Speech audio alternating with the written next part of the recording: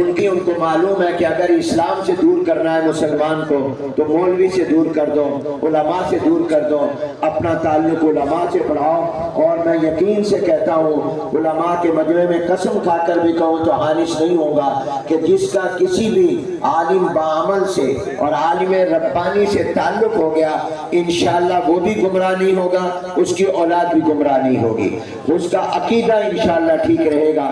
وہ گناہگار ضرور ہو سکتا ہے لیکن اس کا عقیدہ خراب نہیں ہوگا۔ اس لیے اپنے علماء سے دوستی لگاؤ، تعلق قائم کرو، اور اپنے اپنے علاقوں میں جہاں علماء ہو ان کے پاس آنا جانا شروع کرو، ان کے پاس بیٹھا کرو، اپنی اولاد کو لے کر جاؤ۔ اب اس وقت میں مغربیت کی یلغار ہے، الحاد کی اور ارتداد کی یلغار ہے، اور فتنے دریا کی موجوں کی طرح آ رہے ہیں۔ اور حضور علیہ السلام نے فرمایا تھا کہ بھیڑیا اسی بکری پر حملہ کرتا ہے جو اپنے ریوڑ سے دور ہو، جو اپنے ریوڑ کے اندر ہو، اس پر کوئی بھیڑیا حملہ نہیں کر سکتا۔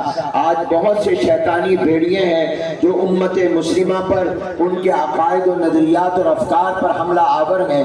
اگر میں نے اور آپ نے ان فطروں میں اس سے بچنا ہے تو اس کا طریقہ یہ ہے کہ ہم ریوڑ میں رہیں، اور وہ ریوڑ علماء کا ریوڑ ہے۔ علماء سے تعلق رکھیں، علماء کے قریب رہیں، اور علماء کے ساتھ اپنا تعلق قائم کریں گے تو انشاءاللہ آپ بھی اور میں بھی محفوظ رہیں گے، ہماری اولادیں اور نسلیں بھی محفوظ رہیں گی۔ اللہ تعالیٰ مولانا کے سفر آخرت کو سفر جنت بنائے۔ وہ قابل رشک زندگی گزار کر گئے ہیں۔ حضرت مولانا زکریا رحمت اللہ علیہ، مولانا زکریا دامت برکاتہم والتدین العالی زادہ اللہ علما وعملا وشرفا، ان سب کے لیے ہم دعا گو ہیں۔ ان کو اللہ تعالیٰ اپنے والد کا انشاءاللہ حقیقی جانشین بنائیں گے، اور مولانا کی نسبتیں ان کی طرف